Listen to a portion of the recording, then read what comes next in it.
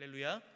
이 새벽에도 기도로 새벽을 깨워 기도하시는 우리 성도님들의 삶의 자리에 주님의 한량없는 은혜, 주의 손길이 함께 하실 줄로 믿습니다. 내가 내 생각대로 내 걸음을 가는 것이 아니라 주의 손에 붙들려서 걸어가는 이 한 해 될 줄로 믿습니다. 그렇게 주님 주관하시는 대로 나아가는 우리 모두 되길 소망합니다.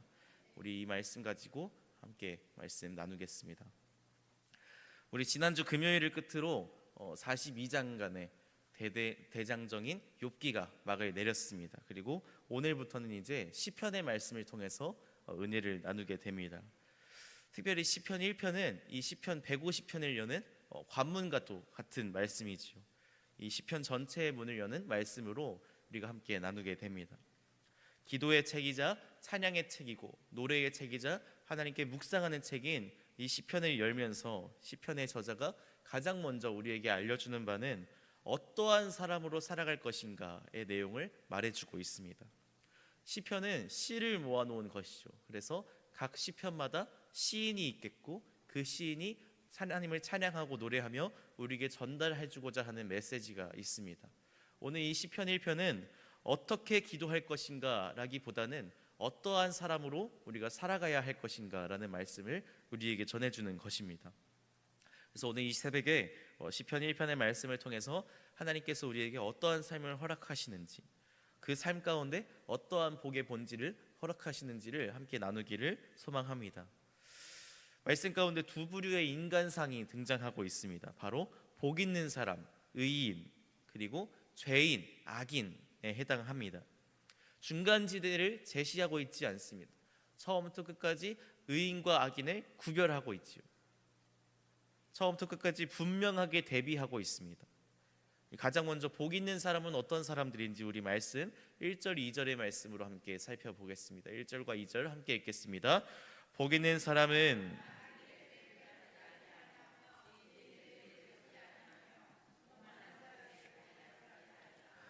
오직 여호와의 율법을 즐거워하여 주야로 묵상하는 도다.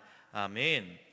시편 1편의 시인이 생각하는 복이란, 행복이란 세상적인 가치를 말하는 것이 아니었습니다.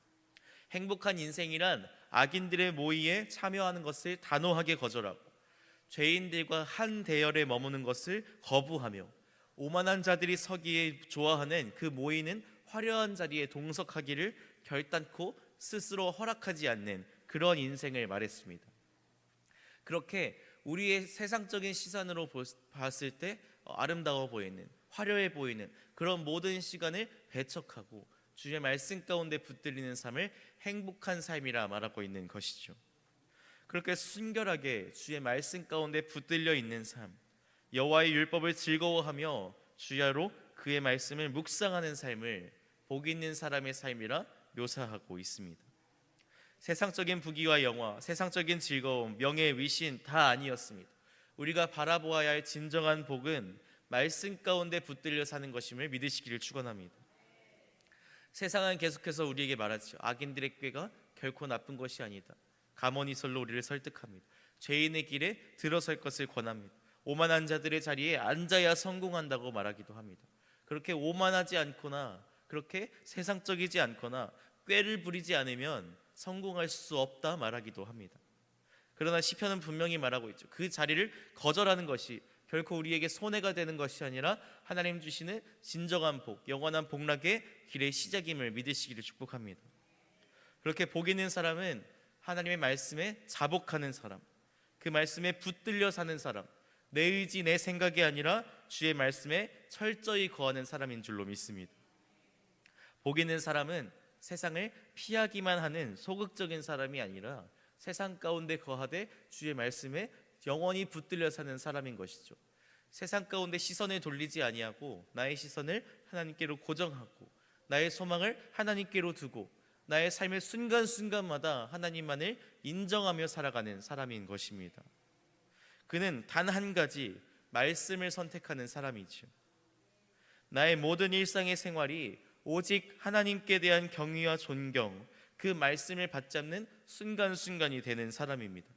악은 그 모양이라도 피하고 잠시라도 어울려 있지 않으며 결단코 하나님의 말씀에 붙들려 사는 사람인 것입니다.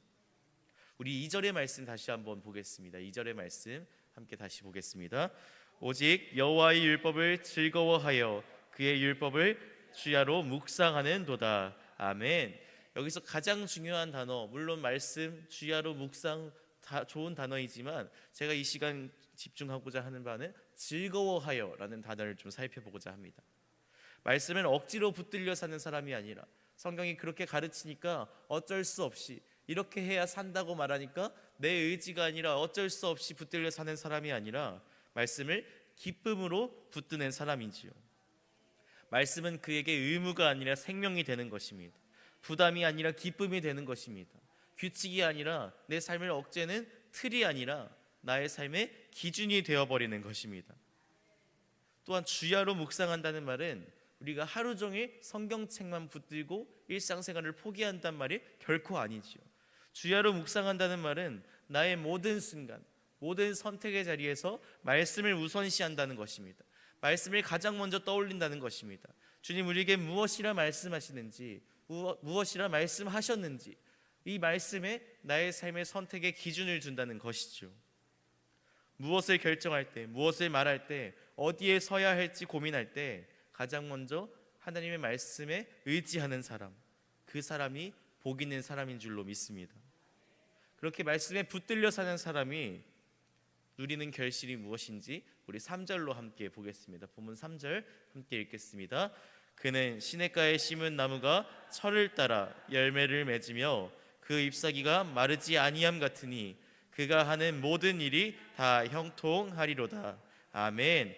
하나님 말씀 가운데 거하며 그 말씀에 뿌리 내린 사람, 그렇게 영원한 생명의 근원 되신 하나님을 가까이 하는 사람은 말씀에 철마다 열매를 맺고 그 잎사귀가 영원히 마르지 않는다 증언하고 있습니다.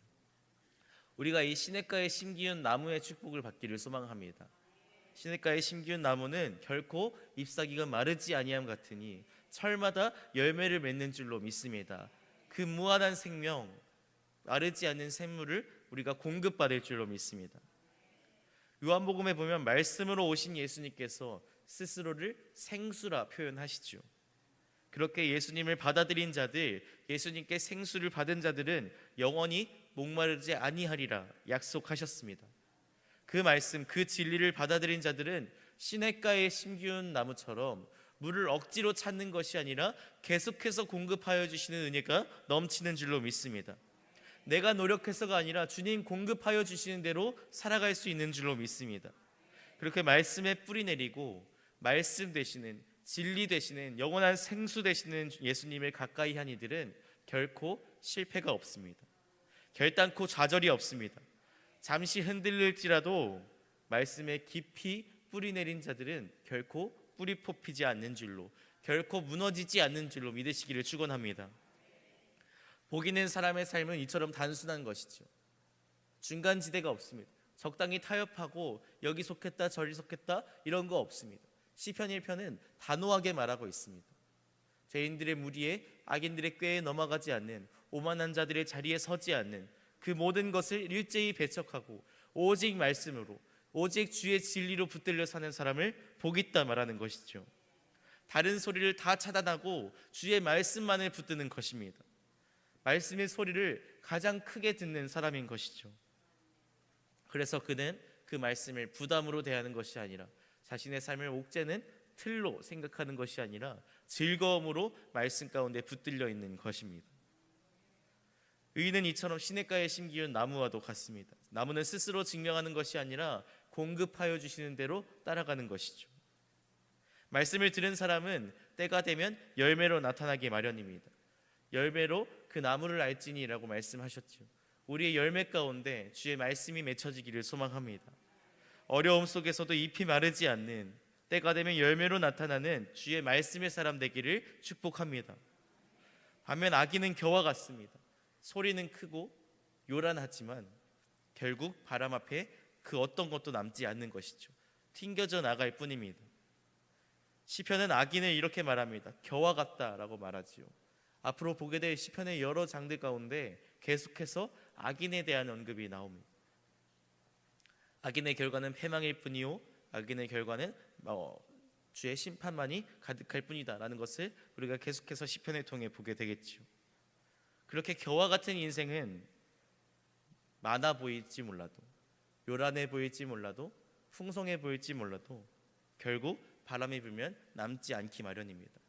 그러나 똑같은 바람의 상황에서 뿌리 깊숙이 말씀을 내린 사람들은 흔들리지 않는 것이죠. 세상 속에서 성공해 보일지라도 겨와 같은 악인들은 하나님 앞에 남는 것이 없는 것입니다. 심판의 그날에 바람이 한번 불었을 때에 모두 날아가 버리는 것이죠. 그래서 시편 1편은 이렇게 마무리하고 있습니다. 우리 6절의 말씀 마지막으로 함께 읽겠습니다. 6절 함께 읽겠습니다. 무릇 의인들의 길은 여호와께서 인정하시나 악인들의 길은 망하리로다. 아멘. 하나님은 그 결과를 통해 우리를 알게 하시는 것이죠. 우리가 지금 어떠한 길을 걷고 있는지, 무엇을 듣고 무엇을 즐거워하며 어디에 서 있는지를 이미 알고 계시는 것입니다. 그리고 그 길을 인정하실지 패망의 길로 인도하실지 주님께서 결정하시는 것이지요. 이렇게 시편 1편은 우리에게 위로이자 경고를 전해주고 있습니다. 하나님께서 의인의 길을 아신다. 하나님께서 의인과 악인을 구별하신다. 그 종국을 주님께서 구별하신다는 확신을 가지고 살아가는 우리 모두 되길 소망합니다. 계속해서 주일 설교 가운데 우리도 시편의 은혜를 나누고 있지요. 세상 가운데 잠시 성공해 보일지는 모르나 그 악인들의 길이 결국 패망임을 우리는 기억해야 합니다. 그래서 그것을 세상 가운데 성공을 우리가 부러워하는 것이 아니라 그것을 추종하고 그것을 따르는 것이 아니라 우리는 더욱더 말씀 가운데 붙들려 있어야 할 줄 믿습니다. 사랑하는 성도 여러분, 우리는 다시 이 새벽에 두 길 가운데 서 있습니다. 악인들의 길을 따라서 그 세상의 성공을 부러워하며 그 길을 따를 것인가, 혹은 주의 말씀 가운데 붙들려서 시냇가에 심기운 나무처럼 영원한 샘물을 마시며 살아갈 것인가, 우리가 결정하는 순간에 다다랐습니다. 이 두 가지 갈림길 가운데 빠른 길, 좋은 길이 아니라 바른 길을 선택하는 저와 여러분 되시길 소망합니다. 세상의 소리가 아니라 하나님의 말씀을 가장 크게 듣는 하루가 되기를 축복합니다. 그렇게 말씀에 붙들린 삶, 시편 1편이 말하는 행복의 길로 살아가는 영원한 복락을 누리는 저와 여러분 되시길 축복합니다. 이 시간 간절히 주의 말씀 가운데 붙들려 시편 1편이 증언하는 이 복된 길, 말씀의 길, 생명의 길로 나아가는 저와 여러분 되시기를 주님의 이름으로 간절히 축복합니다. 기도하겠습니다. 사랑의 하나님, 오늘도 말씀으로 우리를 불러주시니 감사드립니다. 악인의 꾀가 아니라 주의 말씀을 즐거워하는 그 마음을 허락하여 주시옵소서. 세상 가운데 성공을 부러워하는 것이 아니라, 그렇게 악인들의 길을 추종하는 것이 아니라 더욱더 주의 말씀 가운데 단호히 선 우리 모두 되게 하여 주시옵소서. 우리의 모든 생각과 발걸음과 삶의 자리가 말씀 안에 머물게 하시고 시냇가에 심기운 나무처럼 주님께 깊이 뿌리 내린 하루를 살게 하여 주시옵소서. 그렇게 영원한 샘물 되시는 마르지 않은 강 같은 주님의 말씀에 붙들고 살아가는 우리 모두 되게 하여 주시옵소서. 감사드리며 예수 그리스도 이름으로 기도드립니다. 아멘.